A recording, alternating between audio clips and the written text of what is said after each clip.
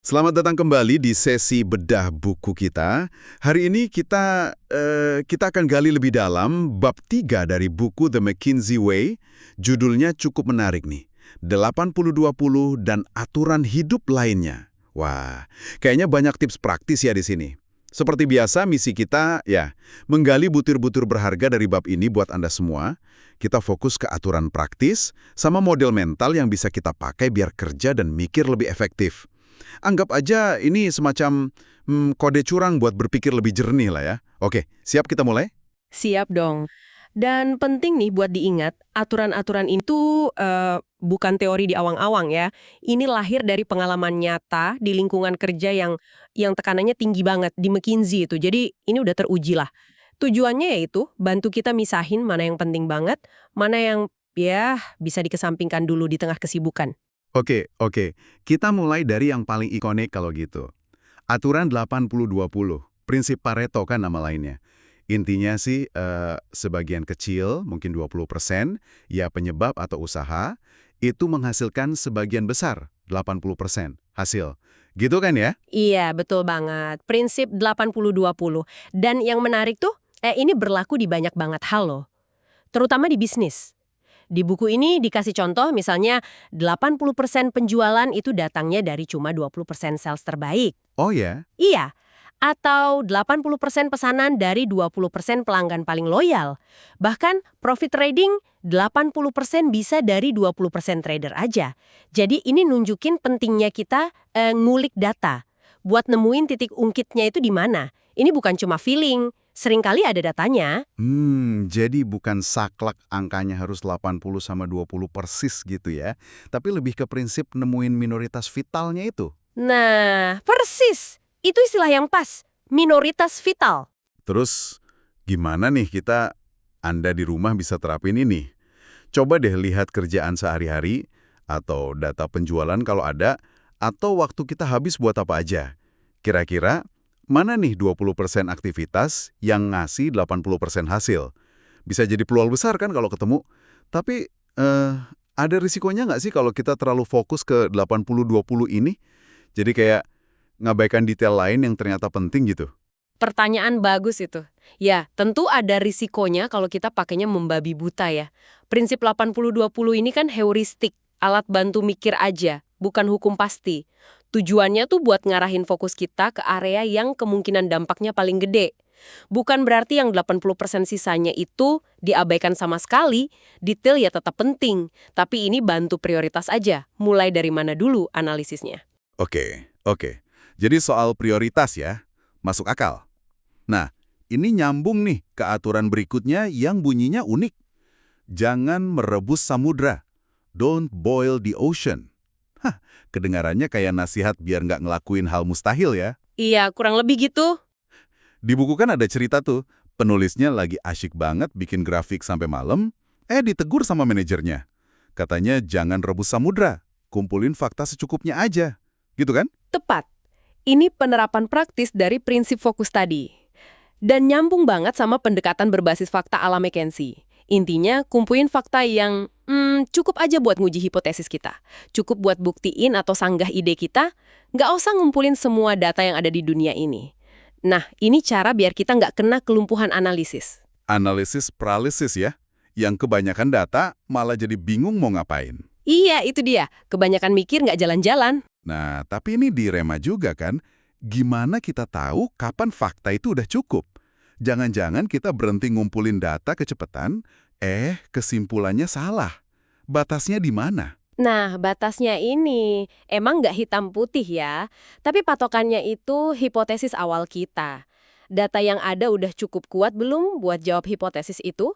Kalau iya, ya mungkin udah cukup untuk tahap itu. Seringnya ini prosesnya bolak-balik kok.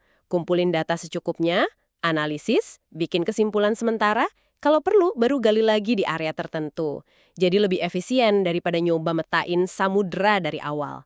Kerja cerdas bukan cuma kerja keras. Kerja cerdas, bukan kerja keras. Saya suka tuh. Oke, catat. Dan ini kayaknya nyambung lagi ke aturan berikutnya. Temukan penggerak utama. Find the key drivers. Jadi setelah kita tahu nggak perlu rebus samudra, langkah berikutnya nyari bagian samudra mana yang paling penting gitu ya. identifikasi faktor krusialnya. Persis. Kalau tadi soal membatasi luasnya, sekarang soal mengidentifikasi kedalaman pengaruhnya. Faktor mana sih yang benar-benar bikin perbedaan, yang jadi penggerak utamanya? Di buku ada analogi bagus tuh, kayak hukum kuadrat komputasi di teknik yang nunjukin kompleksitas bisa meledak kalau variabelnya kebanyakan. Oh, oke. Atau kayak astronom gitu. Mereka kan fokus ke planet, bintang besar pas analisis gerak tata surya. Debu-debu kosmiknya ya diabaikan dulu. Ini soal penyederhanaan strategis, biar nggak pusing sama kompleksitas. Jadi intinya cari aja 2-3 faktor paling penting, terus fokus di situ. Daripada pusing mikirin 20 faktor sekaligus tapi nggak dalam. Ya, kurang lebih begitu. Jumlahnya bisa beda-beda sih, tergantung kasusnya. Tapi prinsipnya cari tuas utama yang kalau ditarik, dampaknya paling kerasa. Ini bantu banget buat fokusin analisis, bikin model, sampai akhirnya ngasih rekomendasi solusi yang nendang. Hemat waktu, hemat tenaga banget. Oke, dari fokus analisis, kita pindah ke komunikasi nih. Ada aturan namanya uji elevator, di elevator test. Bayangin kita lagi di lift nih, bareng CEO gitu. Cuma punya waktu katakanlah 30 detik. Bisa nggak kita jelasin ide atau solusi kita dengan jelas, ringkas, meyakinkan? Haha, iya. Sebelum pintu liftnya kebuka lagi ya. Nah, itu tantangannya. Contoh lain di buku kan ada memo 1 halaman ala PNG, atau pitch film singkat di Hollywood, atau cerita Jason Klein yang melatih tim salesnya, jelasin majalah dalam 30 detik. Keren juga ya? Iya, tapi di balik kesederhanaan tes ini ada prinsip yang dalam banget loh. Pemahaman yang benar-benar matang itu biasanya melahirkan penjelasan yang ringkas. Kalau kita masih muter-muter ngejelasinnya, kemungkinan kita belum benar-benar nguasain intinya. Wah, bener juga ya. Tes ini maksa kita buat nyaring, mengkristalkan pikiran kita. Sekaligus jadi pertanyaan buat diri sendiri. Seberapa paham sih kita sama apa yang lagi kita kerjain? Wah, jadi ini bukan cuma soal ngomong ke orang lain ya, tapi juga buat ngecek diri sendiri. Semacam reality check gitu. Tepat, alat diagnosis diri yang efektif banget. Kalau kita bisa lolos uji elevator, kita nggak cuma siap komunikasi, tapi juga lebih pede karena kita tahu kita nguasain materinya. Latihan yang bagus nih sebelum presentasi penting. Oke, lanjut ya. Sekarang, petik buah yang rendah. Pluck the low-hanging fruit. Ini bukan berarti suruh males-malesan kan ya? Haha, bukan dong. Tapi lebih ke nyari kemenangan cepat atau perbaikan gampang di tengah proyek yang mungkin panjang gitu. Betul. Istilahnya quick wins.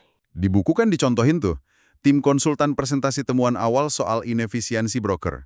Itu langsung bikin klien senang, timnya jadi semangat. Iya, ini manuver strategis yang cerdas sebenarnya. Quick wins ini banyak gunanya. Pertama, ya itu tadi, bikin momentum bagus, tim jadi semangat. Kedua, nunjukin progres ke klien atau atasan. Itu penting buat jaga kepercayaan. Ketiga, bisa ngasih nilai tambah langsung sambil kita ngerjain solusi yang lebih gedenya. Jadi ngasih nilai bertahap gitu. Tapi ada jebakannya nggak sih? Misalnya jadi keenakan ngejar buah rendah terus, lupa sama akar masalah yang lebih gedenya. Risiko itu selalu ada, jelas. Makanya kuncinya di keseimbangan. Metik buah rendah ini harusnya dilakuin sambil jalanin analisis mendalam dan solusi jangka panjangnya, bukan sebagai pengganti. Jadi ini buat bikin dampak awal, bangun modal kepercayaan lah, sambil tetap fokus ke tujuan akhir yang lebih besar. Jangan cuma muter-muter di perbaikan kecil terus. Keseimbangan lagi ya kuncinya. Oke, lanjut. Ini aturan yang kedengarannya agak kaku nih. Buat grafik setiap hari. Make a chart every day. Maksudnya gimana nih? Apa kita harus jadi jago bikin grafik tiap hari? Hahaha, nggak gitu juga sih. Idenya bukan di grafiknya secara harfiah, tapi lebih ke disiplin buat mendokumentasikan dan mensintesis apa yang kita pelajari atau temuin tiap hari. Kan kalau lagi proyek, informasi banyak banget tuh. Gampang banget temuan kecil, tapi penting itu kelewat atau lupa.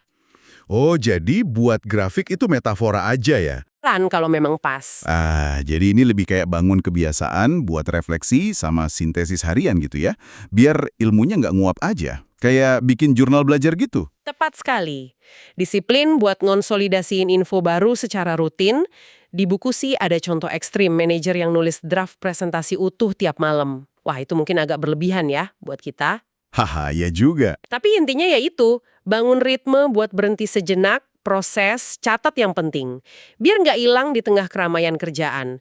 5 atau 10 menit cukup kok. Kebiasaan kecil tapi dampaknya bisa gede ya.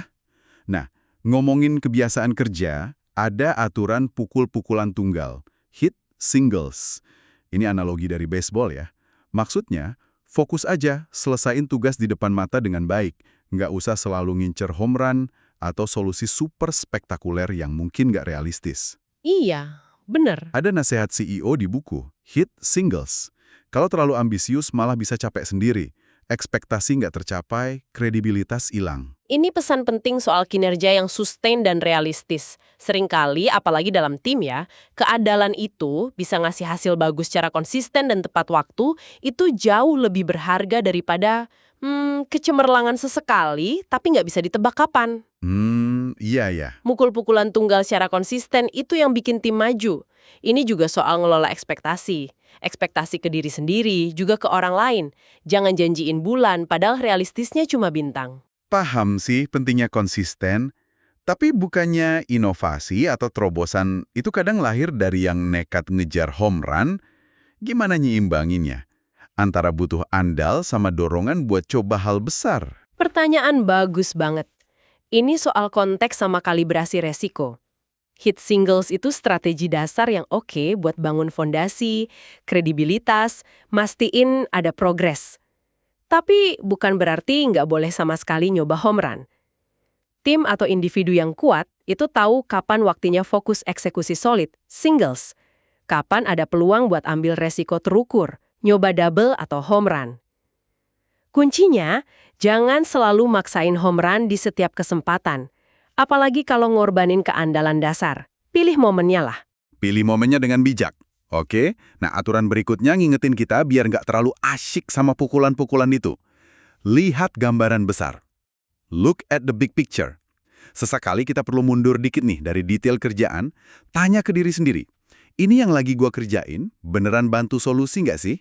Bikin maju nggak? Ini prioritas utama nggak sekarang? Betul. Kalau nggak, ngapain gua lakuin? Jangan sampai kesesat di rawa detail, gitu analoginya di buku. Ini semacam checkpoint strategis yang penting banget. Gampang banget loh kita, apalagi di proyek kompleks, tenggelam di tugas kecil terus lupa arah.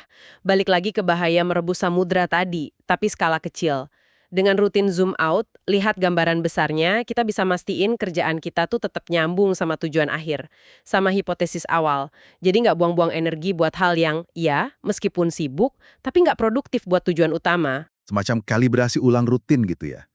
Biar yakin masih di jalur yang bener. Tepat, biar fokusnya kejaga, bisa prioritas ulang kalau perlu, dan mastiin tiap pukulan tunggal tadi emang nyumbang ke kemenangan pertandingan secara keseluruhan. Menarik ya, gimana aturan-aturan ini saling terkait satu sama lain. Sekarang kita masuk ke dua aturan terakhir nih. Soal kejujuran dan komunikasi. Tapi dari dua sisi. Pertama, katakan saja saya tidak tahu. Just say I don't know. Intinya integritas profesional. Jujur aja kalau nggak tahu. Iya, ini fundamental. Penulis buku ini cerita pengalaman malunya pas sok tahu di rapat, malah dihadiahi bingkai foto isinya tulisan itu. Pelajaran berharga banget ya. Banget. Jangka panjangnya, ngakuin kita nggak tahu atau nggak yakin, itu jauh lebih bangun kepercayaan daripada pura-pura tahu semua. Pura-pura itu rapuh. Sekali ketahuan bohong, wah, kredibilitas bisa hancur. Jujur, meskipun kadang nggak enak saat itu fondasi hubungan kerja yang kuat. Tapi ini butuh nyali juga ya. Apalagi kalau budaya kerjanya kayaknya sena sama orang yang selalu punya jawaban. Bener, tekanan buat selalu kelihatan kompeten itu ada. Tapi pemimpin atau rekan kerja yang bijak pasti lebih hargain kejujuran sama kemauan belajar daripada kepura-puraan. Bilang, saya nggak tahu, tapi saya cari tahu dulu ya. Itu jauh lebih bagus daripada ngasih jawaban ngawur. Setuju banget. Nah, tapi menariknya, ada pasangannya nih. Jangan terima saya tidak tahu sama sekali. Don't accept I have no idea. Loh, ini bukannya kontradiksi. Tadi disuruh jujur kalau nggak tahu. Kok sekarang nggak boleh nerima jawaban nggak tahu dari orang lain? Kelihatannya gitu ya. Tapi ini bukan kontradiksi, ini sisi lain dari koin yang sama. Aturan ini nantang kita buat nggak pasrah aja nerima jawaban nggak tahu yang pasif atau nggak jelas. Baik dari orang lain atau dari diri kita sendiri juga. Seringkali saya nggak tahu sama sekali, itu cuma kode buat saya belum mikir beneran, atau malas nyarinya, atau takut salah nebak nih. Aturan ini nyuruh kita gali lagi. Gali lagi. Maksudnya gimana? Contohnya? Contoh Jason Klein di buku itu pas banget. Timnya bilang nggak tahu sama sekali soal laporan laba rugi kompetitor.